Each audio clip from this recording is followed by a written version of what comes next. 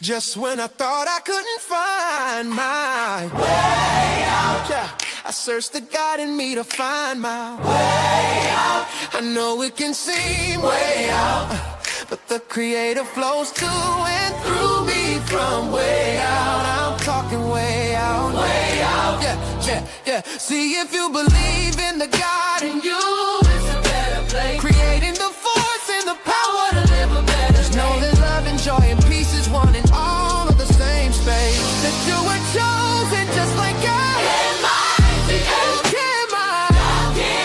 Your energy. That's right.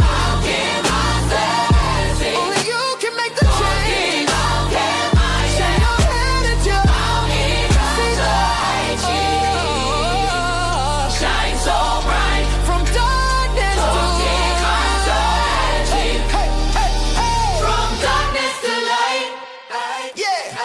And you'll find your way out. Yeah, yeah. Oh, it won't seem way out. Yeah, yeah, yeah. The power of God will flow through you from way out. Man, I did like a whole bunch of hours, and my whole life got like taken down, bro. Like 7 hours, bro. It's okay, because that last hour I was playing a video about the grannies. The grannies going over to fucking Africa, getting it in with the Africans. But you know what that taught me? You know what?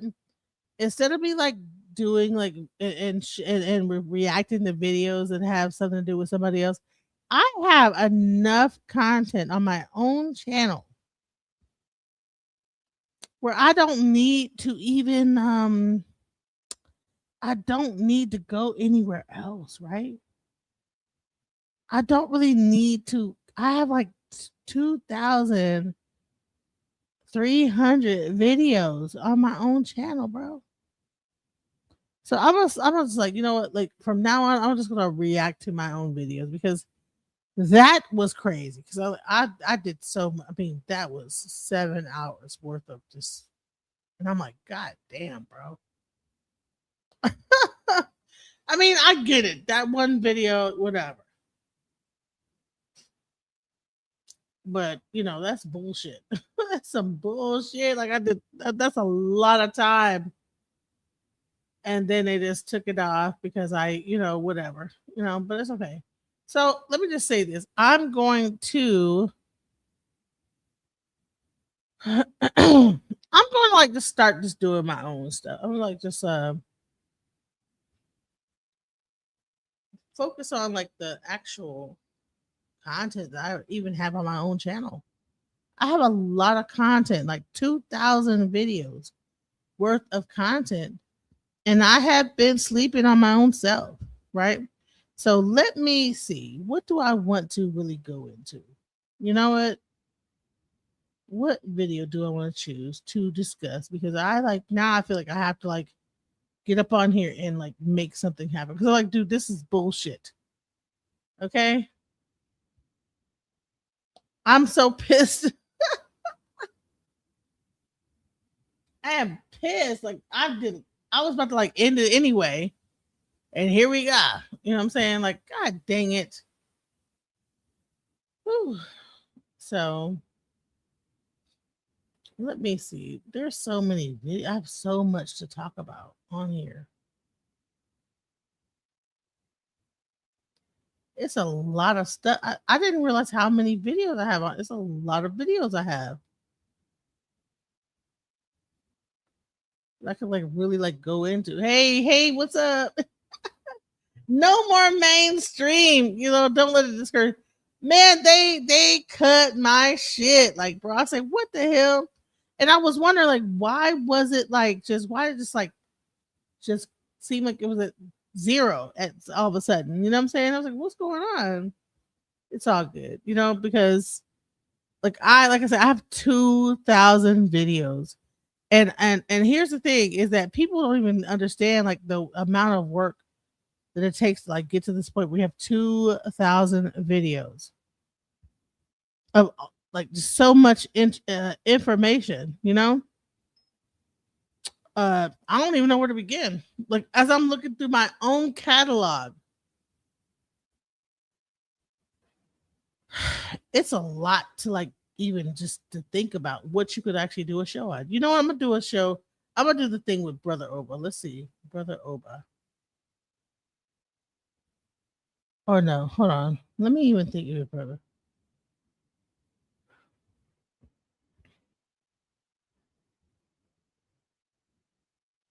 Man, I've done so much work. You know what? Let's do Hoodoo versus Witchcraft. Let's talk about that. Let's do that one. We gonna just take a whole sidebar and do a whole different. We're gonna do a whole different thing. We're gonna like just take a whole nother direction. And this is when I was in my like wicked phase, when I had my like little wicked show about like little wicked icon or whatever, and we were talking about like witchcraft versus hoodoo. And I also then what I'm gonna do is I'm gonna get into witchcraft versus hoodoo, and then I'm gonna get into like the voodoo, and then get into Ifa. So let's go into it. Here we go. And she went from being a Moor to a high priest in hoodoo. And I have been for the longest trying to find a hoodoo practitioner because, we've talked about voodoo, we've talked about Isheshe, we've even talked about Santeria, we've talked about all the African spirituality that came from Nigeria, but we have yet to talk about hoodoo.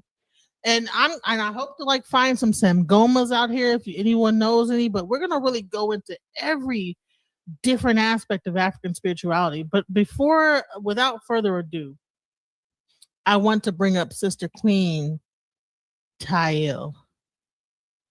Huh? Hello, hey, you look absolutely beautiful. Thank you. Much love to you. Thank you. So, you know what? Listen, this is the way we do our interviews. This is not about me, it's about you. So, I'm going to remove myself. I'm going to ask you questions and I'm going to allow you to take the center stage because that is what we're about. We're going to like really get into you and who you are. Okay. So, let's get into it. Who is Queen Tai Il? Wow. I'm your girl. The number one thing that comes up in my mind is that I'm your friend. Number one, I'm your friend, your sister. I have your back. Um, Very loyal, and I love people. And the second thing that comes up is that I'm a healer. And in order to be a healer, you have to be healed. And I've been through so many levels of healing, mentally, physically, spiritually. I've been through a lot. I've been through 2 divorces. I'm a cancer survivor. I've been through domestic violence. I've been through molestation, rape, clergy abuse, and rape. I've been through it all. And my goal is for people to look at my life and know that they can make it and that they can be somebody great no matter what has happened in their life. And so I've dedicated myself. Before, I was like I was kind of pushed into it, but when I found spirituality, it really made me open up and dedicate myself to my craft and to my clients and everybody, my tribe, everybody that I come across that I'm going to help and make an impact upon their lives. I'm a mother, and I love life. I couldn't say that before, but this moment in time, as I am speaking to you, I am in love with life, and I'm just so happy to be here to share my story. Well, the first thing I noticed about you when I met you is that you had the last name L on your name. So I wasn't sure whether L was a Hebrew Israelite last name or a Muslim last name. Can you go into you having the name L and how you came about that last name L? Yes. Well, my birth name, I don't mind saying because a lot of people know me online. From when I first started out on YouTube, my birth name is Tracy Lee McDuffie. And when I came online, I was Tracy Lee Foreman. I was married to my second husband. And so, we were very strong in the church. We were pastors, elders, prophets, you name it. We had a church, all of that. And so he was always venturing out. I was a strong Christian. He was always venturing out. And I was that follow your husband, have your husband back. So he got into the Moorish community. And the reason why he got into the Moorish community for the legal aspects of it, because he was always trying to finesse his way around stuff. I don't want to go there too deep. Dig up no old bones. You won't get all into the legalities of why he had to do it, but he had to get into the legalities of the Moorish aspect of things, right? Yes. So did you find that some of those things were really useful, or did you find that they were kind of not useful? Because a lot of times you'll see people that have the fez go into the courtroom and it looks like they get kind of clowned by the legal system. Yes. Do you think that they actually know what they're talking about? And then you have people like Sandra Bland that was actually trying to enact certain ideas of what they thought the law was based on Moorish aspect, and may she rest in peace. Mm-hmm. What do you think about those things that you found out as you were in that community? Well, with our situation, he just started studying about the Moorish religion. It wasn't more religious for him. Like I said, it was more just for the legal aspect. So that he could get ahead, learning the Constitution, knowing the rights, about the head garment, just different things that the Moorish community can do that, for instance, on the driver's license, they can wear their head dress because of their religious belief system. And it's just so many things that they know how to navigate through. It's a very powerful community. And so it takes a lot to learn. And we were going to the class and learning, but if you don't learn the things right, you could really get yourself in trouble. So when we went to go get our name, he got his name first.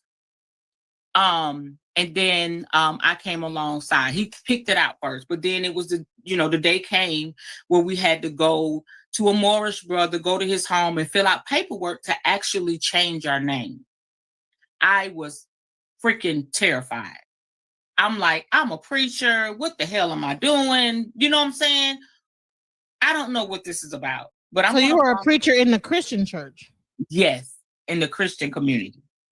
And your husband was in the Moorish church, and you guys had to change your name into a Moorish name. Yeah. And you as a preacher, and you were still preaching in the Christian church? Yes. Wow. Still preaching. I had my women's ministry online. That was very prominent. I was doing conferences online. I was doing a lot. It was a lot. A lot of people knew me, and I knew it was going to be an uproar. So when we went into it was in his home. And so the guy gave us a paper. I still have that paper. And it has all these Egyptian names on there.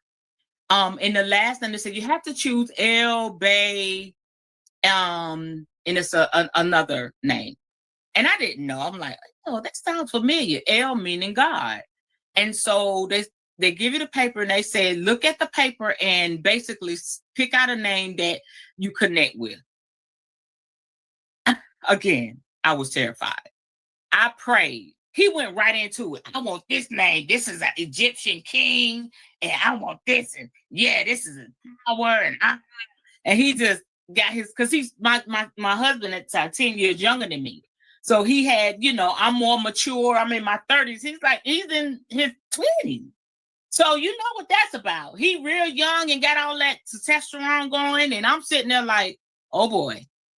So it gets to me. He picks out his name immediately. It gets to me, and I said, I know the words of prayer. So I went into prayer. I said, give me a second. I went into prayer, speaking in tongues and everything. And I looked at the paper. I said, Lord, I'm doing this to be with my husband, to follow my husband. I'm following the Bible. And so I look and look and look. He said, "You're gonna pick out your name?" I said, "Give me a minute." So You was getting rushed. Like, come on, hurry up, pick out the name. yeah, let's get this done, woman. So I pick out the name. I look up if Tayi, and it means she is great. Now it didn't say where it was, originated from. It's just the name of it. And I look and I said, she is great. And Neraut is my middle name, Neraut. More than a conqueror. And I was like, wow, I really like that. And I looked at it, and something said, pick that name. I get emotional every time I talk about it. I picked the name, y'all. And he did the paperwork. And so really didn't explain everything. Y'all, the paperwork came back. And he was saying, well, you can get this on your license and everything. And I'm thinking it's just something I could just go back and forth with. So when he got his paperwork back that the name was approved, he went and got his license change and everything. And I was like, oh God, this is real shit. So I didn't get mine on my legal documents right away. I was still struggling because I knew once I put it out there, the Christians were going to come for my ass. Y'all know how they do. So he got his, and it just took me a while. Then he was like, oh, you ain't gonna, put your name, we got to go to these events. We got to do this and we got to do that. And I said, I'm just not sure about it. I'm scared and all of that. And then finally, he just went on and on. Finally, I had to get my birth certificate. And mind you, I had not changed my name on my legal documents yet. This is how I know it was super real. So I had to get my birth certificate, something. I ordered my birth certificate, and lo and behold, the name that I chose was on my birth certificate. There was no turning back. I was devastated. So I went ahead and got my license changed, my social security card, and everything. So I'm just battling with this thing. So one day I went online and I said, let me look this name up. Let me look up Tayi. And it's an Egyptian queen. She was an elder. And she was a businesswoman. She was well respected in her community. People loved her. She was amazing. And when I read who she was, and she looked like me with a lot. When I had my hair down, the statue they have of her, her features and everything, it spooked the hell out of me. If y'all look her up, you'll see her on YouTube everywhere. And so when I saw it, I was like, wow, this is what I'm supposed to do. And I just accepted the name. And then I made a separate page. I had Tracy Foreman, where everybody was at. And I said, I need to have a separate page. I'm going to do this, low key in the background. And so I was working a 2-page, and I just felt like I was living a double life because I wasn't telling everybody my name unless I had to do something legally. And then one day, the Holy Spirit, I believe, God, came to me and said, there you go. There it is right there. Thank you so much. Came to me and said, what are you going to do? Are you going to be open about it and real about it, or are you going to live this lie? And I said, well, you know me, I'm all about realness. And I put the name out there. When I put that name out there, all hell broke loose. In my women's ministry, the women said I was serving the devil. Mind you, I had a conference coming up. They said, you're a Moorish, you're in the Moorish community. And oh God, just accused. Instead, I said, and it was my leadership, because I was doing everything online. And it was my leadership. And I said, ladies, can we come together and have a conversation? And they would not come together. My apostles, my prophets, they did not want to come together and have a conversation with me and see what was going on. And from then, I just suffered the backlash of it. And then I low-key started to hate that I did what I did. But over time, it made sense. So that's how I came up with Queen Tayi. When I went through my divorce, which was 5 years ago, by that time, I had made peace with it. Everything was moving. I done wrote a book. I got my name, Queen Tayi Speaks. So now I was like, oh, shit, I'm going with this. I don't care what y'all think. By that time, the women's ministry was no more, and I was walking my path. And so I sat down at the table with the lawyer, and the lawyer said, you have the option to get your original name back or keep this name? And I said, I'm going to keep this name because I've already branded it. And so here I am. And I'm so grateful I kept it. Queen Tyel. Wow. So that's your name, Queen Tyel, even on your license plate, everything. Yes, Tayi Narat L. And I go by, since she was a queen, I go by Queen Tayi, Queen Ty online. And giving reverence to the queen. Yes, that's beautiful. That's a beautiful name. And you know what? When you actually do I can see the resemblance. That's crazy. That's isn't that chose that name when you look. This is the queen right here, and this is the queen right here. Wow, that's beautiful. Thank you. Thank you. Wow, so so how active were you in the Moorish Science Temple? Were you a pastor or a preacher in there, or were you still doing your Christian preaching in the Moorish when you were with your husband, or did you have to completely let that go? How active was I in the Moorish community? Yes. I went back to Christianity. I went back to what I was doing. I would still watch the preachers and everything. And what stuck with me was they were, I started to discover that what I learned about the Bible wasn't all true.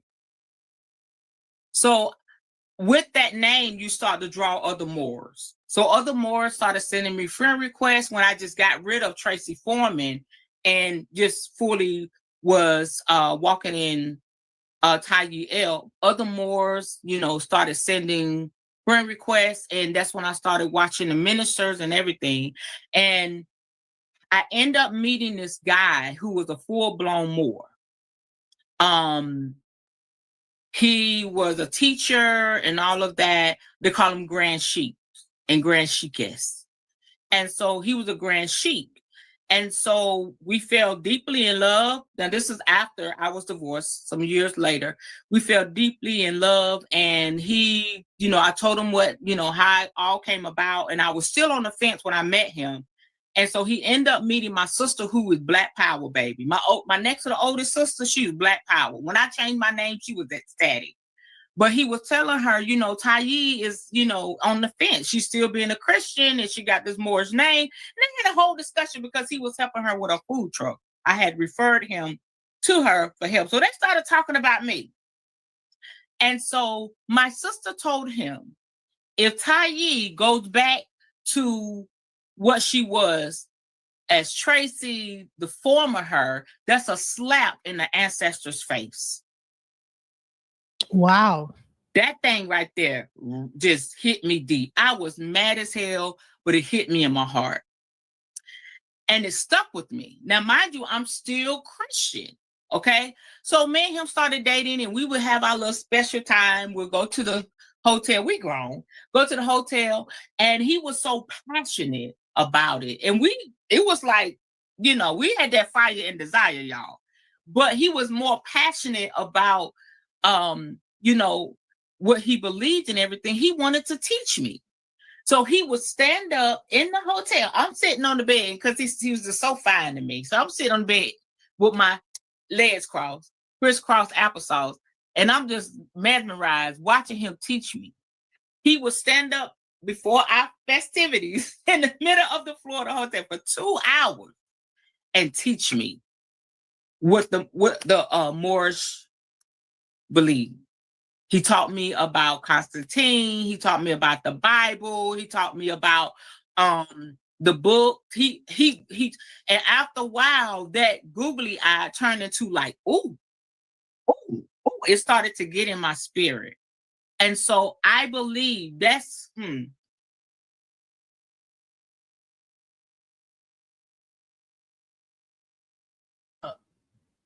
hours? Y'all trying to get it in, and he talking about he preaching for 2 hours? I believe, baby, if you don't wrap that bull stuff up, we in the hotel. What the hell? 2 hours preaching. The hell? What like, for 2 hours? Honey, she was in love with this dude because ain't no way somebody gonna like be preaching to me for 2 hours and we at the hotel and it's time to get it in. I'm like, if you don't cut that, shut up. I'm an asshole though. I'm getting emotional. I believe that's when spirit started working on me to get me where I am today. And these are, you know, this is tears of joy, y'all. I'll never go back. No offense to anyone. I never go back to Christianity. I know too much to go back. I've seen too much. You know, I've healed. It's so much. I'm getting ahead of myself, but that's how, you know, it went for me. And so I enjoyed the teachings and all of that, but it's still.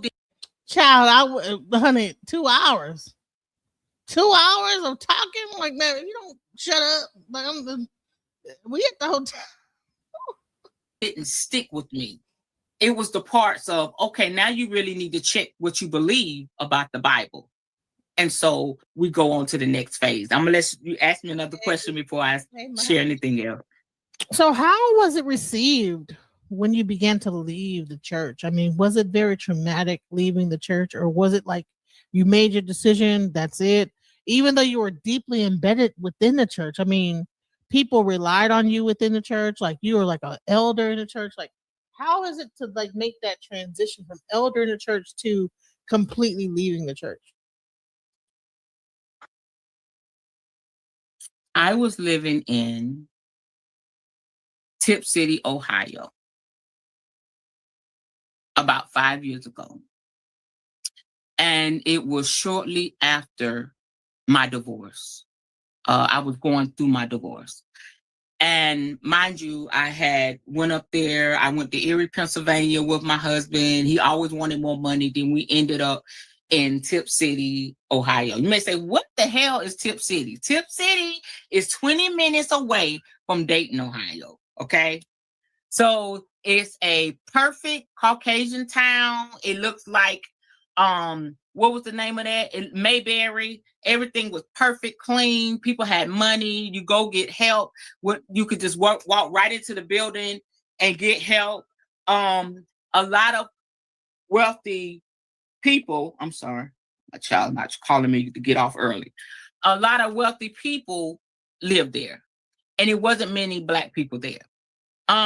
So we went there, and you know, he was making good money. And so life was lifing. And so with the way things were going down, I wasn't having it. So we decided to get a divorce. And so he had left me and my youngest child, which he helped me raise. My baby was about 13, maybe 13 years old. Yes. And he had left the house, you know, the apartment we was in and everything. So I'm a dreamer. I'm a lucid dreamer. I interpret dreams. I'm very prophetic. I've been dreaming since the age of 9.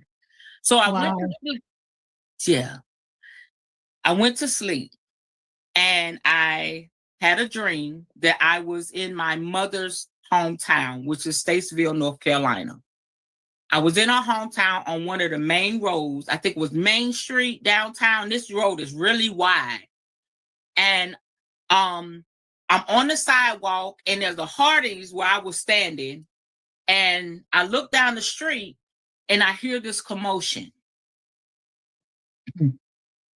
And when I look down the street a little closer, I seen people kind of parting away like the Red Sea. Like people was like this big crowd of these men dressed in these garments, these dark red garments. They had feathers in their hair. They had war paint on their face. They had swords. They had shields. I immediately knew they were African.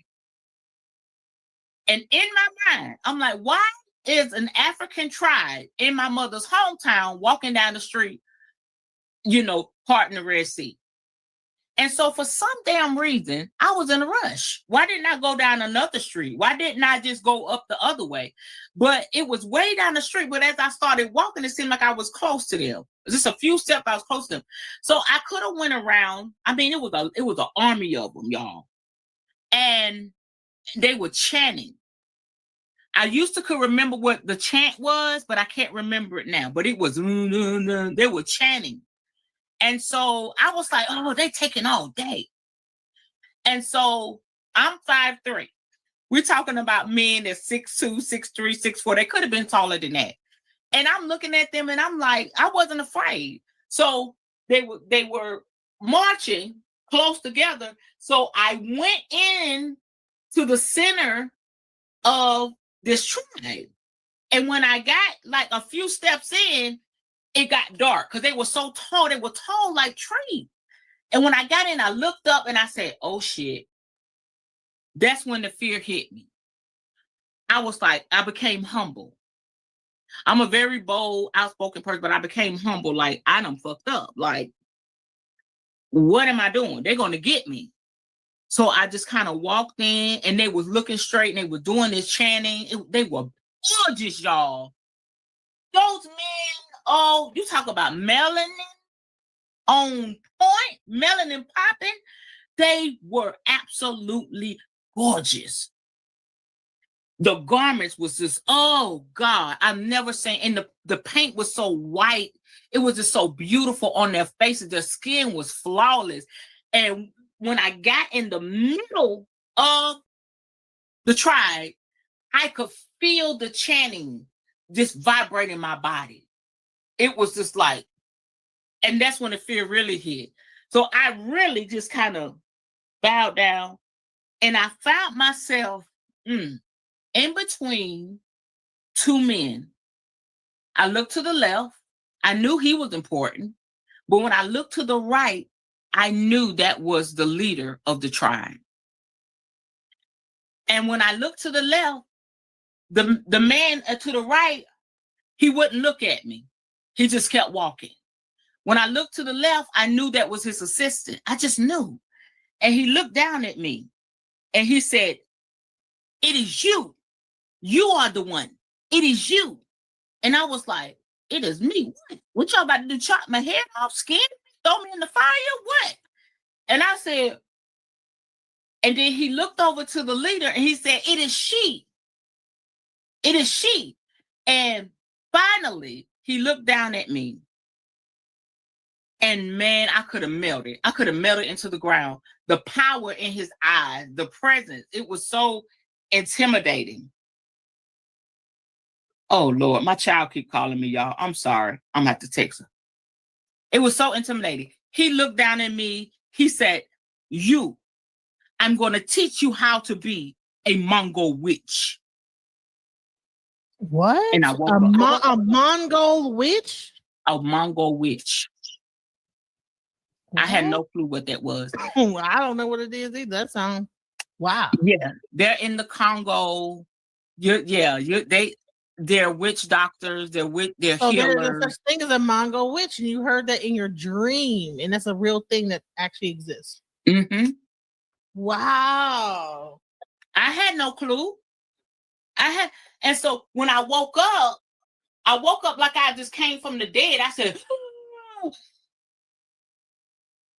woke up, and it took me, I wouldn't look it up at first. It took me days because I was suffering a lot of depression. It took me days. I wouldn't tell anybody. I didn't talk to anybody. I was like, I'm a preacher. I'm a prophetess. I done dreamed about some ancestors that said I'm a witch. And I toured with this for like a few years. I didn't tell anybody. So one day I finally got the nerve to look it up. And lo and behold, if you want to look it up, put it on the screen. They look like me. They're beautiful people. They're witches. They're healers. They work with herbs. Those are my people.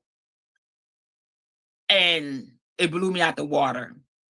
And so that's when I started sneaking and learning about witchcraft on my own. And so when you were having the interview with Ryan, and the young lady was having her moment about different things that she believed in, everybody in their respective places, and Ryan so lovingly said, listen, I respect people where they are, and you have to give them the applesauce. He is so right, because when I started to learn on my own, I didn't have nobody to teach me. I would look up this stuff about witchcraft, I would literally just like dry heave, like I was gonna throw up. Wow. Because we have to deprogram ourselves, but I didn't know that's what was happening. And I would get so sick, and I would just look up a little bit at a time. What is a witch? What about herbs? It's just like spirit started leading me on my path. And I said, well, I can only do a little bit at a time. And so, I just, I was on Pinterest. Pinterest was my friend, and YouTube was my friend. And I would just look up a little bit at a time till I would just get so sick. I would have to, wait a few days and start studying again. But I wouldn't stop. I was terrified, but I wouldn't stop. Most people would say that sickness is because of demonic possession or a demonic energy that is the reason why you were getting sick. Would you feel that was what that was? Can you repeat that? Most people would say that the being sick is that demonic energy that you were like looking into. Would you say that that's what that was? Yes. They would say that. That's what I thought in the beginning. Now being where I am, it was the energies that be. When we talk about demons, when we talk about demon possession and all of that, those are energies that be, because we carry both in us. We carry what we call angelic, which is the light. We carry what we call the dark, demonic. But it's really not what we've been taught. So it was basically what I was learning was really debunking what I had been taught. And somehow I knew that, in order for me to get this new knowledge in, because, remember, I had been with the guy and I had learned some truths, and I couldn't deny that it was the truth. So I realized that my body was trying to reject it, because once you push something in you for so long, you're going to regurgitate it because you're not used to it. And somehow I knew that's what was happening. That's the best way I can describe it. So you were a priest or what I would say evangelist. What were you in the Christian church? Can you repeat that? I'm sorry. What was your position in the Christian church? Was it like evangelist, or what was it? What was your position? I started out African Episcopal Church, Methodist Church. My mom was an alcoholic for most of my life, up until the age of 9 years old.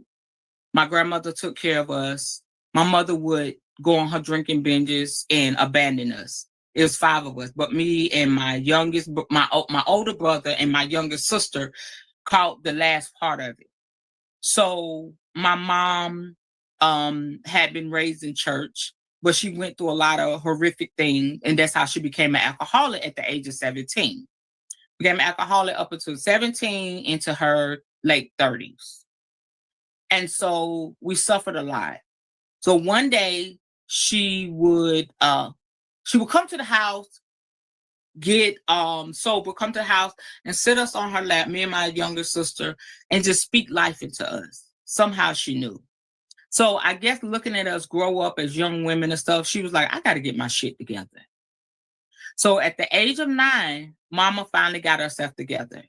She went through the detoxing. She went through all of that. She didn't go to any AA meeting. She didn't go to the hospital. She went through that shit on her own. The itching, the scratching, the whatever she had to go through. And she told God, she said, I told God, if you take this taste of alcohol out my mouth, I promise you I'll get my babies in church and I'll serve you. And that's what the hell she did. She got custody back of us. The church was right, Winston-Salem, North Carolina is where I'm from. The church was like walking distance up the street. She would buy us pretty dresses and everything. And that's where my journey began. And it was like a few months in, wow, a few months in, the preacher was up there preaching. Now, it was Reverend Quick, God bless his soul. He wasn't the traditional Methodist preacher, okay? The African Episcopal Methodist Church, if y'all don't know, those are high class, wealthy Black bougie, people. right? Exactly. Because you know what? I'm from Ohio, and my entire family is AME. You know what I'm saying? And that's why I said, okay, so where were you? Okay, AME Church makes a lot of sense. Okay, let's go. Yes. So yeah, they're sitting there with their finest suits and hats be about this big, and won't clap, won't say amen, won't lift a hand. Right. That's for the lower class people to do that. You know what I'm saying? They try to like mimic the Catholic Church as much as they can. Right. So Reverend Quick will be in there. Yes, hallelujah. He'd be preaching, right? So the church is really big. You got 3 rows and long pews. The churches are fabulous. They're gorgeous. My mom would catch the back seat, and she had a friend on the other side. And Mom and them, and I forgot the lady's name, they had the Holy Ghost. Mama being there, just lighting the church up, and we would sit there like, Mama get the holler, I get the rocket. Because you can't even do all that in the AME Church. Come on now, you can't get no Holy Ghost in no AME Church. Right. They're gonna be like, what is going on now? That's the devil. Yeah. What's all this acting out? What are we doing here? Where's the Diddy? Where's the Diddy Black folks? Trust me, I know my whole family. Listen, I'm glad you know. I was going through. I was like, so you were actually you actually got an elder position in the AME Church. Oh my God, that means that you were to get a female elder position in the AME Church. That means you were pretty high up. Yeah, pretty deep embedded. Pretty, because the AME Church is almost similar to their layout is almost similar like to the Catholic Church. Like even if a church like breaks down or like maybe their pastor like passes on, they have a structure to where another pastor will like move to that area and take over that church. It's very like organized, But when you find out about the AME Church even deeper and find out one of the people that started the church, you'll find the roots in the Hoodoo religion. Yes. And that's what I wanted to get into. So people will think, okay, this is the bougie thing for the Black bougetto, people, the bourgeoisie of the Black community. But if you dive deeper, you'll find out that the actual starter of the AME Church was a Hoodoo practitioner. Could you go into that? Yes. We was talking about that, and I actually did a little research. Okay, before it came, how did it get to the States? Is of course our ancestors were African. They brought them here, and so then we were the colonizers. They started to put their beliefs, their white Jesus, started incorporating that. They knew. Do you not know that they watched the African people? They watched them do spell work. They seen the powers that be. In order to capture somebody, you have to take a moment to study them and see what they're about. So this is my 5 cents. I feel like they were intimidated by the African people. And so what do people do if they're intimidated by you or afraid of you? They try to dim you down, right? Yes. And so they brought them here. They stripped them of everything. And so they probably said, don't you do this, this is the Jesus, this is what you got to do, slaves serve your masters, blah, blah, blah, blah. Teach them all this. So the Africans knew what they had was powerful. So they had to find a way to practice their craft and do Christianity. That's how Hoodoo came. It is African spirituality and Christianity. And that's how the Africans were able to practice and still do their spell work and magic and all of that. They incorporated it with Christianity. That's what hoodoo is. So that's where it originated from. So the gentleman we talked about, he's actually in my Hoodoo Tarot book. But his name, I'm going to give you, and it made sense. His name is Bishop C.H. Mason. And he was the first senior bishop of Church of God in Christ. And CGOIC. It's Kojic. C.H. Mason.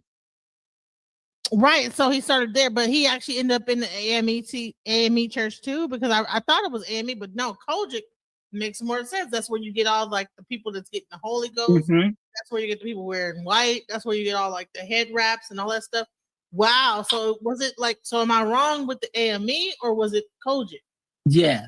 And it says something, he came from out of the Baptist. Right. So was he, so did he start like, so was it AME Baptist or was it Kojic? So was it like a Kojic church he came out of, or was it like, maybe it was Kojic, because it makes a lot of sense, because Kojic has that whole, they brought the whole like getting the Holy Spirit, all that stuff, wearing certain like clothing, all white. Everybody have to wear white when they come to church. Okay, so maybe I was wrong about the AME church. Am I wrong? Yeah. Maybe it was somebody else that practiced. I wouldn't say you're wrong. It might have been just the Kojic church. Maybe I knew it was some church that there was like some pastor that was mixing in the African spirituality into the Christianity. Yeah. So it's the Kojic church. Okay, let's go. My bad. I had the AME wrong. Let's go. Mm-hmm. So, and I'm gonna look that up, because that, what you're saying, I would like to know too, because it's sticking in your spirit for a reason. The AME Zion. Yeah. Well, with him, what I found out, now if you look it up online, it'll say that he had it was a controversy. He had no connection to witchcraft, hoodoo of any form. That's what they say. But this is what makes it stone. He was born to former slaves. His mom and his father, Jerry and Eliza Mason, were former slaves. So he did practice hoodoo. He may not have called it that, and if you look at the picture that they have online, he hoodooed up. He's got bones at the altar. He's got all types of shit. But he was teaching people about, what he had learned from his mom and his dad. So the Kojic church itself. Wow. Yeah. Wow, guys. So we're learning about like hoodoo, its origins. Sounds like it wasn't the AME church, what I thought before. It was the Kojic church. And when you think about the Kojic, now you see why they get the Holy Spirit. I remember as a young child, and I went to a Kojic church, because the churches would always come to like the mothers and get their kids and bring them to church, right? Back in New Jersey, I went to a Kojic church and they were trying to get me to speak in tongues. And they were like, speak in tongues, speak in tongues. They were trying to make me speak in tongues. I'm like, well, and they said, well, listen, just start talking really fast and then the tongues will come upon you. And I was like, okay. And I don't know if it happened or not. I don't know, but I was like a kid. But I remember like them screaming, speak in tongues. I was just say hallelujah over and over again. Right. Like, I guess eventually you keep saying hallelujah enough, then it's gonna be like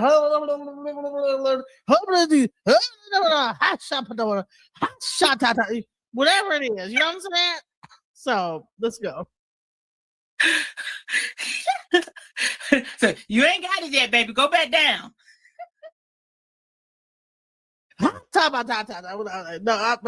just kept saying hallelujah. It never came up on me. You know what I'm saying? But I'm gonna say this is that okay, makes sense. Kojic Church, the Church of God in Christ. Okay, makes a lot of sense.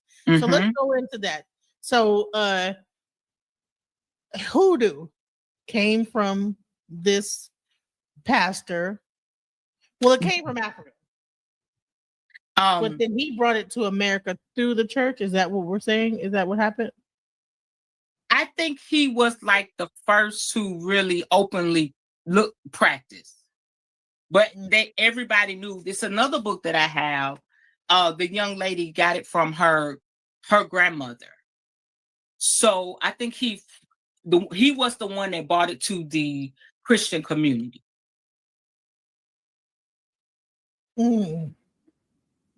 Makes sense? Yeah. And then you saw those same like themes start to like permeate into Baptist churches, pretty much majority of Black churches, except for the AME church. Because that was the bougie church. That was like we're trying to be like the Catholics, right? Mm-hmm. Yeah. Are like, you know what I'm saying? We're singing hymnals, and that's all you're gonna get. We're gonna sing some hymnals, and we're gonna be very, very bougie with it, and not be doing all that ghetto stuff that the other churches are doing. And so we're so cute. Right. So we're so demure, we're so classy, and so so yeah. So then let's go into how did you become from all that? So you never actually, even though you were married to Moorish men, you still practice Christianity, and shouts out to the Moors for not just making people like practice Islam and be married to a woman and still allow them to practice what they want to. Shouts out to that. Mm-hmm. But two marriages to two different Moorish men, or just one marriage and then like the relationship, and then you go into how did you get into Hoodoo? How did that transition happen? Well, my first marriage, that's where I started. That's when I came into the ministry. I got saved at the age of 9 in the Methodist church. My mom started putting me in front of the congregation. She put me on the choir. I was an usher. That's when my strong leadership upbringing started in the Methodist church. I was fearful of everything. And she was always say, Tracy, baby, you can do it. You're smart. You can do it. So that's how that started. So when I went to college, I was wilding out in college. That's where I met my first husband. And he was strong as a Baptist. He was a Baptist. And he was we was 19 years old. And he was radical.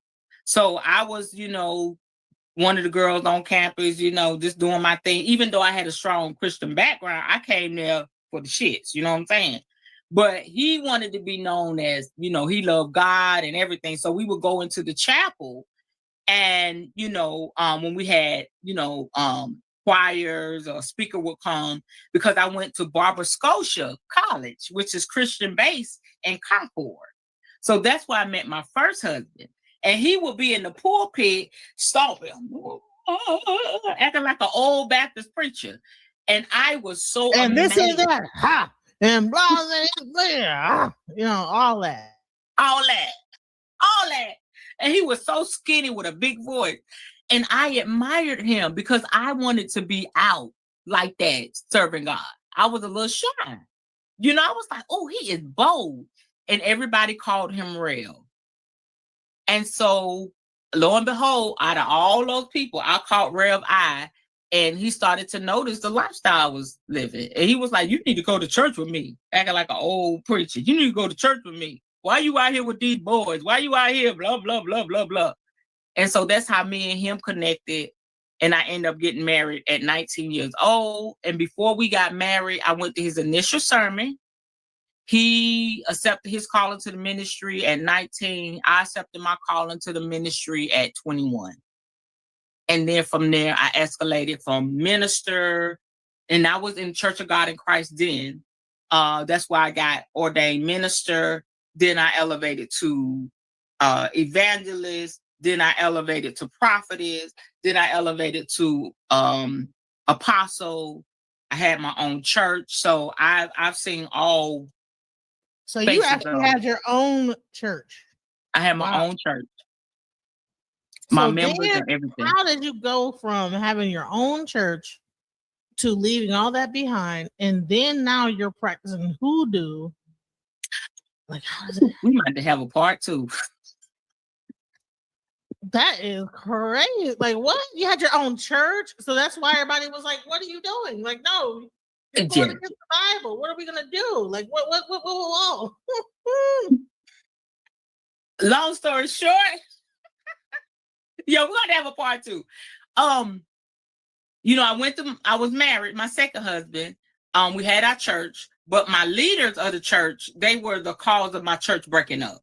That's a whole nother topic for another day.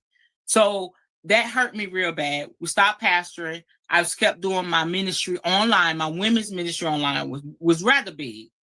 And so I kept doing that online. And then by that time I tried to go back to pastoring, but with my marriage falling apart and all of that, it scattered everybody. It kind of scattered everybody. And so when I walked into Hoodoo, witchcraft and all of that, it was like toward the edge of my women's ministry. So my women's ministry had already shut down.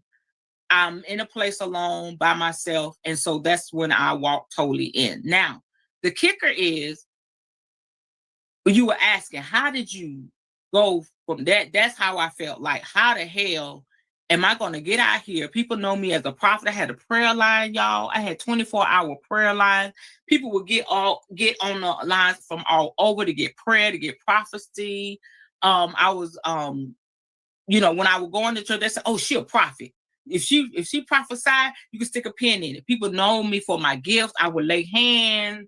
A very charismatic preacher. So when I came back online after my marriage had broke up, I had to dive into deep waters. Because if you go on my YouTube page, I still have some videos, but I think I post a couple videos of me preaching and stuff, but that was straight Jesus. All of that. Straight Jesus, speaking in tongues, prophesying, you're going to hell, you're going, all that. And I just took a deep dive. I said, if I'm going to do it, I'm going to do it. And I'm going to suffer the consequences, because I believe in what I have, and I believe that spirit is going to bring my tribe. And when I did that, I still have some spiritual daughters that's following me. I have people that say, "You know what? Oh my gosh." People that follow me in ministry, they pop back up and say, "I'm on a different path too." And so it started to bring people out of the shadows and help them walk their true path. People that's apostles and prophets like myself. Now, there was the ones that were real close to me, they just left. They didn't have a discussion with me. They went away, which is so freaking good, because y'all know how Christians do. You go, you do something they don't like, they go, but become a witch. Do some witchcraft. They will not bother your ass. They will disappear. So let's get into witchcraft. What's the difference between hoodoo and witchcraft? Is it the same thing? Is witchcraft different from hoodoo? Let's go into what is hoodoo? What is the definition of hoodoo? Let's go into Voodoo is Christianity and African spirituality come together, because you use the scriptures and you use the magic. It's still a form of witchcraft, but we call it hoodoo because the two have mixed together. Witchcraft is nothing but us using the elements and manipulating the energy to get the results we want. Using herbs. Hoodoos use more herbs and the elements of earth and all of that, but it's still witchcraft. So why would you say it was witchcraft? Like, what do you think that witchcraft is? Witchcraft evil? No, witchcraft is not evil. We have to go back to the origin of the word witch. The word witch is basically healers, medicine doctors, shamans, and things like that. We know about the witch trials. A lot of Caucasian people went through that. And black people too. Let's not forget that there was a lot of like female black people that knew the roots, and they were caught up in that stuff too. Let's go into that. Mm-hmm. Mm-hmm. And so we were taught, like, if you go into the Bible, they say, suffer not a witch to live, the witch of Endor, and all of that. Now, from where we were taught, okay, witches are evil, because the Bible say do away with them. But if you go back further to when we were colonized, they knew that we were witch doctors. So what are they going to put in their books? Suffer not a witch to live, because they didn't want us to practice. So you have to go to it's a rabbit hole. You have to go through the origin of who wrote the Bible, how it was put together. It will, if you are a Bible thumping, Bible toting person, pray before you go down that rabbit hole, because it would really break your heart. It's nothing. It broke my heart when I found out what it ain't what they say. From the garden, it's a lot, y'all. I don't like to go down there. Encourage people when they're ready to go research, but when you start to research, you're like, oh, all of it was a setup for us not to be who we really are. And honestly, if I had not had that vision of my ancestors, I wasn't going to call myself a witch. No, so do you think that witch is more of a word that people use to demonize the practices of African spirituality? When you say black magic, dark magic? Yes. From that aspect, you're a witch, you evil. Witch is bad. Yeah. From that space. And you know that you're not a bad person. You know what I'm saying? Like, so what would now here's the different. Okay, so I had a Bokor on the line, like on my panel before, from Haiti, right? And a Bokor in Haitian can do good and it can do evil. Now, what's the difference between a Hoodoo practitioner from a Bokor that can like do good or do evil? Like, I could like make a potion to save you, and that same potion, given a little bit more, can hurt you. What do you think about that? Okay, repeat that now. Like, okay, so I said I was talking to a Bokor. Yes. From Haiti, and he said, "Listen, I could give you a certain amount of a herb, and that herb could heal you. I can give a little bit more of it, and it could hurt you." You know what I'm saying? Is that pretty much what would be the difference between a witch or a person? Like, what is the difference between black magic, dark magic, white magic, etc.? Okay.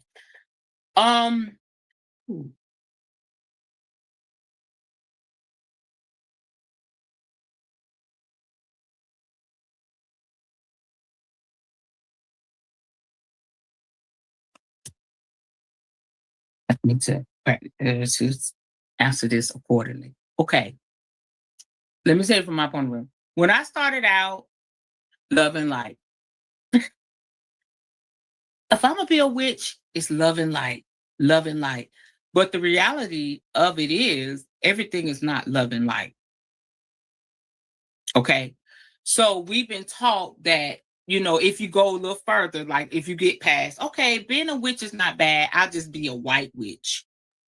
That means you don't do anything to harm anybody. You do things to heal people. You do things to help people. It's love and light. Oh, no, we're not hexing anyone. But if you keep moving in your craft and working with the different deities, working with the different spirits, you'll realize there's a duality to all of this. There's a duality. And so when it comes to wow. Yeah. And you know what? And you listen, I think I'm realizing the same thing too. Yes. Because I tried to come off love and light for a long time, but you know what? People will keep fucking with you. Yes. And at some point, you gotta say, you know what? Enough is enough. That's enough. And you have to say, listen. Mm-hmm. Mm-hmm. That's why I got my little. That's why I got. Hold on. That's why I look, bum. You know what I'm saying? Yes. Stop fucking with me. Y'all keep playing with me, okay? Right. You know what I'm saying? Because Okay. I'm gonna keep it real. I'm just gonna go there. So love and light. And so when the spirits, and that's another topic for another, when the spirits start coming to me and saying, okay, so XYZ doing XYZ, what you gonna do about it? What? I'ma love them. No. Because I'm gonna teach you something about hoodoo. So I said, I can't do that. I can't get anybody. I can't hex anybody or whatever. I'm gonna give y'all something I teach in my school. When it comes to hoodoo, this is a big thing in hoodoo. When it comes to hoodoo, they don't believe in karma. What? What? They don't believe in karma. Oh my They don't God. believe in karma. They believe that karma has already been paid for my ancestors. I got in the book. This lady that was, yes, that's what changed my life. That when you have to, because they believe that justice, we have to, if somebody does something to you, are you going to let them to keep doing it, or are you going to fix it? So they believe that anything, any karma, any backlash, the ancestors they'll take care of it. Because they will come to you and say, you need to take care of this. My grandmother. Oh my God. That's what happened to me. Yeah. Man, listen, when I wasn't saying shit about what people were doing to me, my life was hell. But when I started getting up there and saying, man, fuck that bullshit, don't fucking play with me, my life changed dramatically. Mm. When I started to assert my power, yes, to say, I don't give a fuck what no one got to say about me, it changed everything. It's like, but I thought that I was supposed to be good, love, and light. Okay, I'm not gonna say no. Okay, and I was living in hell. Right. Let me grab something. Let me grab something. And we might have to do a part 2 because my child she's at work. But listen, Nepal have some question because Nepal was like, she was talking about how, she's actually Dominicana, and she was talking about how like she came up, she was like, man, she's been actually commenting, but for some reason her comments aren't showing up. But like she go ahead, Nepal, real quick before you go. But yeah, I watched the whole stream. It was extremely interesting. You are a very amazing, adorable, regal. I love the way you present yourself. I have a really huge question. It's not really from my dad's side. Ironically,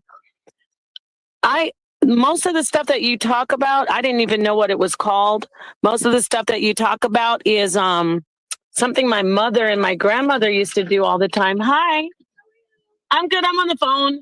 But call me. Well, okay, I just wanted to say hi. And I need to talk to you about the conference. Okay. Sorry about that. I'm picking my daughter up from school. I want to ask you, how much of the Bible do you use in your practice? Because I'm very intrigued. I was interrupted. I'm sorry. I was saying one thing, but basically, I've seen my grandmother and my mom do similar things to what you practice. They never called it anything. I don't think they even know what it is. But how much of the Bible do you actually use in your craft? All of it. Okay, yeah, I want to hear from you on that part 2, or even a little bit right now, if you can explain that to us. This is very interesting. One of the main things that, and it's a great question, and thank you for the compliments. Thank you for being on and listening. Let me go back. When I started practicing, and I finally put out there that I'm a witch, you could have heard the pin drop online. And my spiritual daughters and people that I look up to started coming out the shadows. I was trying to, and I'm an intercessor. I'm a prayer warrior.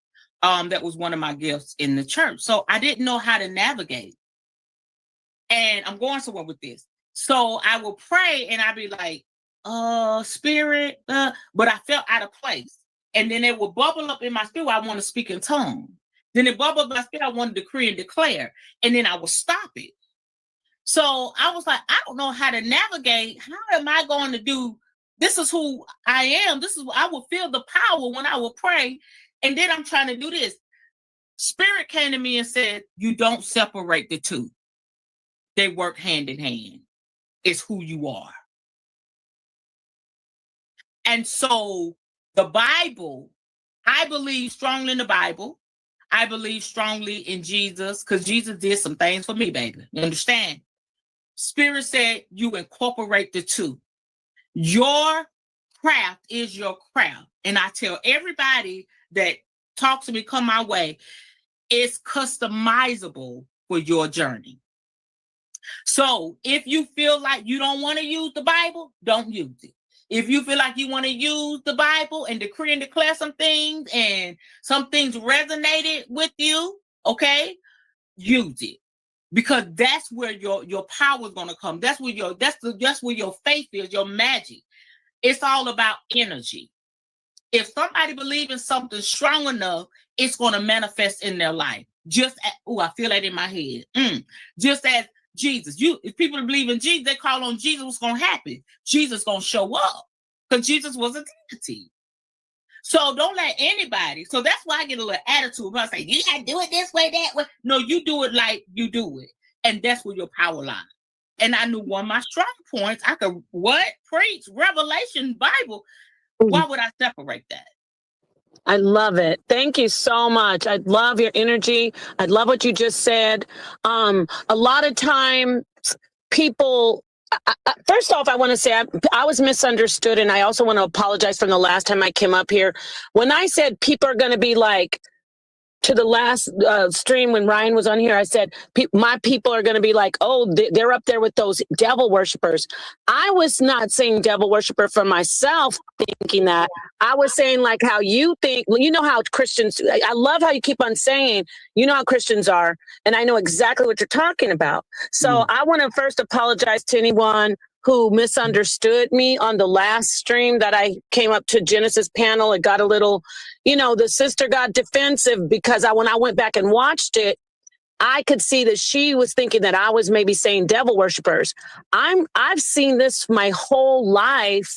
My mother she loves the Bible. She loves God. She doesn't say God. She calls God something else, but she's talking about the Bible. But she's used with my grandmother. They have used the Bible for everything. But the little things that, I don't really talk about this on live, but for instance, jars and vials with ribbons and moth wings. You can, so yeah, what you just are showing, I didn't know that had some. I always thought, well, this is the Christianity that my parents do. I don't know about these people. I'm not my parents, my mother and my grandmother on their side. And they are actually, my grandfather, my mom's mom was born in 1804, believe it or not. Wow. And he comes from, I think he was still a slave when he was a little boy. He was still a slave when he was little. And no one knows that though, but he still was this. I have a crazy background. And then my grandmother was Native American. So they still worked the same. I thought it was something to do with the native side, but I'm listening to you and I'm excited to hear, okay, it's from the slave side, but her dad was actually half white and half black. So I just thought he didn't have any effect on the stuff that she practiced. I thought it was all from my grandmother, but I'm learning from you that it was from. And then on my dad's side, they're Haitian and Dominican. They're Dominican and Haitian. So they don't do anything like the stuff what you're doing. What you're doing, it really, really hits home for me because this is what my mom on her side do.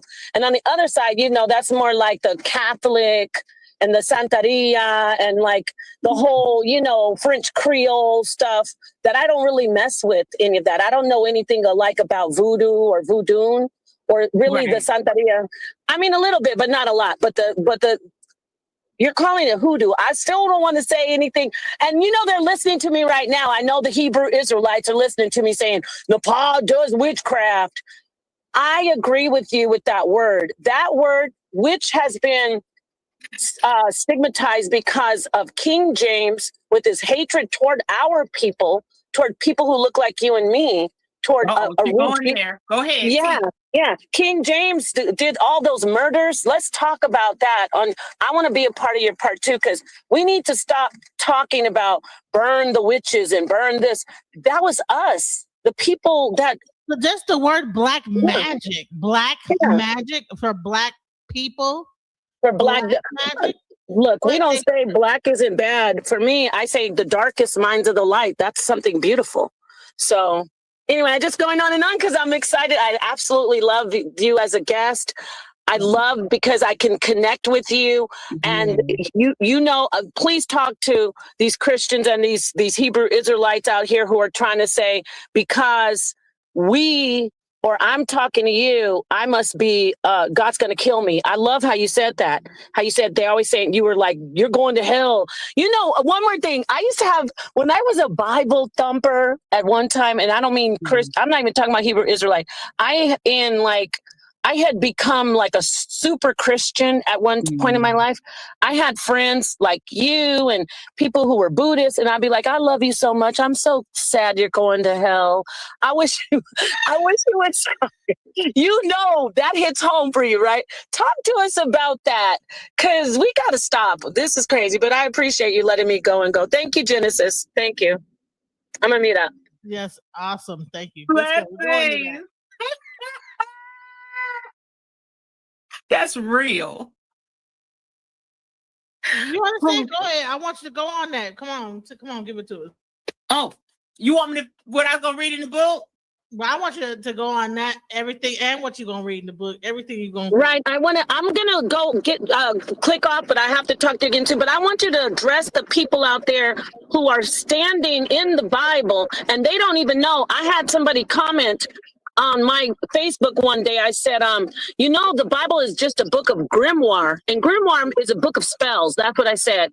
And I want you to talk to them about all the stuff they do that's exactly like what anyone else would do that would call themselves a witch. They bless, they curse, they put things out there on the altar, and they sacrifice the blood. That's another thing. Please talk to us about that. The blood sacrifice all through the Bible. Okay, let me stop taking the show over because they always think it's just such a wonderful. That's cool. Listen. You're asking questions. I try to be very. You know, I need someone to come in and ask the real question. I try to be very be soft about it. But yeah, I need us to. Thank you. Let's get with it. Let's go. Okay. So I went all over the place. Let me let you start. I want you to stand up as a woman who you already told your background. You have the right. You're a prophetess. You are, you are a prophetess. You are an apostle. I say this too. I want to say this to you. On my walk through everything that I've done throughout my spiritual journey, I never let it go. I never say, I'm not a Hebrew Israelite anymore. I'm not a Christian anymore. I really don't say that. I mean, I know I said I used to be, but really as myself, everything I've done is what I am spiritually today. So you have done the walk, and you are still walking through the light of God, through, you understand the spirituality. So I want you to speak to these people who are in the Bible. I want you to speak to them, go into your channel as a prophetess and the apostle, and I want you to rebuke them. I'm trying to put a battery in your back on them. I want you to tell them, like Christ told them, you say I'm driving out these spirits through Satan. Who do you think the house divided will fall? I tell people, God, Satan works for God, dummy. So I want you to stand in your pulpit one time for us. And can you please rebuke these hypocrites out here and let them know that the book that they're reading and they're leaning on is a book of spells and grimoire, called the Bible. Okay, now I'm gonna leave the panel, but I'm gonna listen to you. I'm gonna leave because I'll take this. I'll just keep talking. I appreciate you so much. I'm listening, and I will talk to you again soon. Go ahead. Yeah, I enjoyed you. Thank you. Thank you, Genesis. Hey, I love it when someone comes and just just kicks up the dust of the whole thing. Because I try to be kind and try to be politically correct, but bump all that. Let's go. Let's get into it. Let's go. Let's go. Listen, I'm gonna say this, and I want to share this, and then maybe we could do a part 2. Wow, I'm full right now. What she said. I want to read something in this book, and I want to encourage y'all to get this book. Angela Ballard, Hoodoo for Beginners. She's got a whole line. She was raised up with Hoodoo with a lot of valuable information. I wanted to share the karma part so y'all could get that. But what she said was one of the things that hold us as leaders, will help me as a leader in the church. We believe everything somebody tell us to do or not to do. We allow fear to just encase us instead of going and researching for yourself. And so we go by, what pastor said, what prophet said, what is spirit saying to you? What is God saying to you? Because there's been times that, I've taken my children small. I have four children. They were small and running back and forth to church. And, I need this done, that done. My marriage is in shambles, but I'm running back and forth for, the conference, for, pastor's anniversary. And I need to take care of my house. And so one day Jesus came to me and said, okay, you need to take care of your household. So what you going to do? What are you going to do? You going to do what pastor say, or you going to listen to what's on the inside of you? And so that's where the journey starts. Don't allow fear to encase you where you can't hear spirit for yourself. And I guarantee if you open up and say, I don't fear no devil, that's what gets me. I don't fear the devil. I back the devil up or whatever. But one thing Christians are afraid of is a witch. But y'all don't fear the devil. If y'all say we the devil, okay? But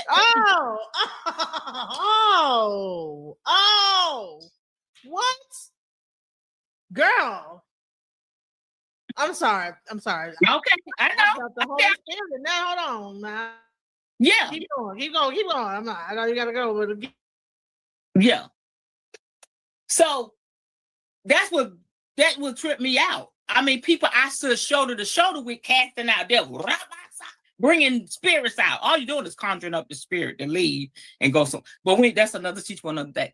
But just connecting with what the queen said, open up your mind and your spirit, not walking in fear, and allow spirit to speak to you. And I guarantee it'll be totally opposite, and it would challenge everything that you've been taught. You've been, forced to believe. And one more thing, what really made me say, yeah, Tayi, you need to walk your journey. When I was violated in the church, when I went through clergy abuse, and it's a lot of that shit going on. A lot of leaders grooming people, a lot of leaders raping. It's a lot of abuse going on in the church. And when I came on this side and I started to really heal, you know how many times I went to the altar because somebody done violated me? You know how many times I had to fast and pray and I still was broken? And when I got on this side, oh, baby. I said, I'm not going back to that, because over here, I'm healing. I started to get results for real. What they say, you got to try it. You got to try the spirit. Okay? Hello. To see if the spirit is of God. It's so much revelation. But that's my message to y'all. To those of you that's Bible thumping and it's your way or no way, okay? I dare you to really open up to spirit, okay? Not to religion, not to what, open up to spirit and challenge your belief system. And when I did that, I'm telling y'all, I was a bona fide, hellfire preacher, okay? And when I open myself up to spirit and ask spirit to really remove the scales from my eyes, my life has not been the same. I see homosexuality different. I see lesbianism different. I see, like Ryan was saying, queer different. I have 2 bisexual daughters. I have a transgender daughter, you know, and hell, okay, we'll get on that later. But it's not what y'all think, because if you go back and you research, there was a lot of queer people, you know, in the Bible. Can we start with King James? But we'll leave it alone. All right. Wow. I'm gonna read this, Miss Genesis, and I'm gonna let you have it. Karma, vengeance, and justice. Okay. Hold on, let me get this in. Okay. When you practice hoodoo, one of the things you will quickly come to learn is the fact that we do not actively believe in karma. As you continue to grow in the craft, perhaps you will also come to see things from our point of view. Even so, because of our Christian roots, many of us are guided by strong moral and ethical beliefs. When you decide to cast a spell of justice, you are usually filled with righteous indignation. And there is no one who will understand this pain better than ancestors who share your blood and come from the same root as you. Each and every one of us has suffered some form of injustice at some point in our lives. And it is possible that we will not live long enough to get the justice that we deserve. When you call upon the spirits of the ancestors for spells like these, they are most willing to aid you. Their assistance is relied on heavily for these types of spells because it helps account for that karmic element. In hoodoo practice, this isn't talked about in general circles, but this is what our ancestors do when they help us. If they offer their assistance with the spell you are creating, they also take up the burden that comes from dabbling in these sensitive matters. In other words, you do the magic that they help you to activate, but they deal with the consequences. So luckily, there really isn't much for you to lose. However, you must ensure that in rendering the spell, you pay proper homage to them by offering sacrifices worthy of their involvement. Every spell, as I have continued throughout this book, has a condition to be fulfilled. With a justice spell, most of what you need to do is ensure that your ancestors are appeased. They will handle the rest. Wow. You know, and let me tell you something. Me being a priest of Ifa, Olorisha priest, I've always felt kind of guilty about. I've never done anything to get justice on things that I've had going on with me or do anything against anybody because you know what? Sometimes we bring that Christianity into other religions, and to be quite honest, that does not have no place into it. Yes. But I did find that, you know what, whether I did it or not, someone would do something to me. Yes. And I would see the result. And I didn't have to do shit because the answer is like, well, if you ain't going to do it, it's going to get done anyway. You know what I'm saying? That's another aspect that happens. You know what I'm saying? Let's get into that real quick. What about the aspect of the ancestors going, even if you don't do it, they're going to still step in and be like, you know what? Bump all like you ain't gonna do it, I'm gonna do it.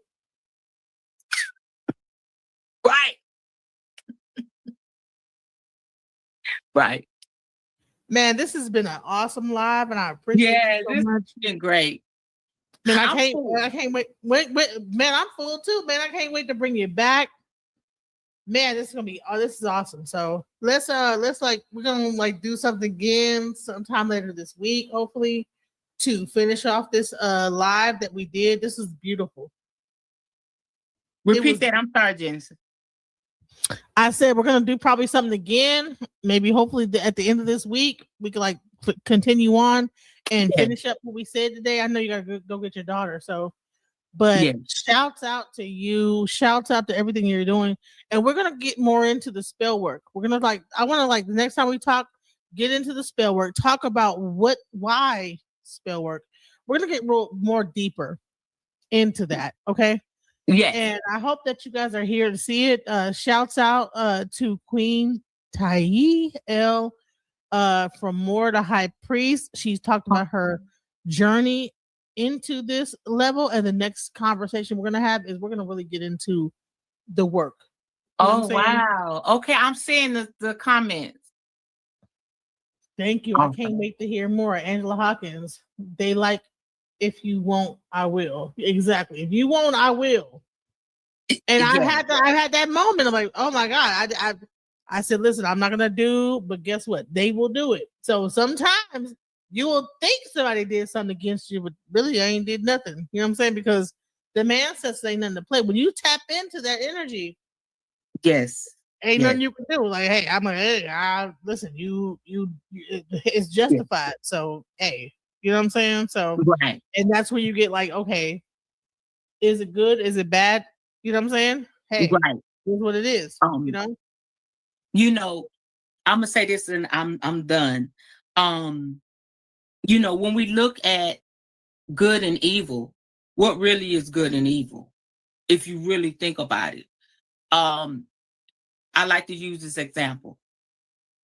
A man breaks into your home and tries to, violate your wife or do something to your children. And the husband, or if it's a single mother, she shoots to kill this man, it's justified.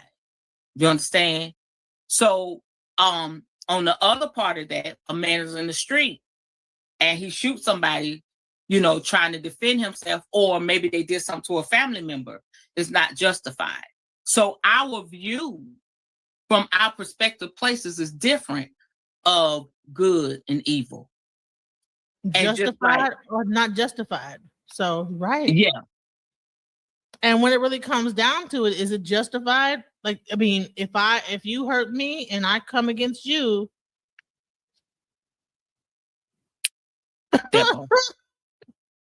I'm done, Miss Genesis. Shouts out, much love to Queen. Energy on this show. Thank you. Thank you for coming. I appreciate you. Much love and peace and much. Alchemize your energy, darling. Let your spirit be free. Don't give up. Keep on pushing through. Now is the time. It's all up to you.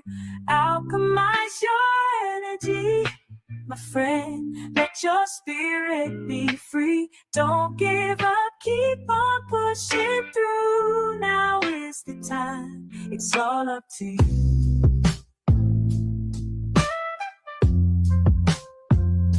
No matter the storm, but over tragedy. No matter the storm, but over tragedy.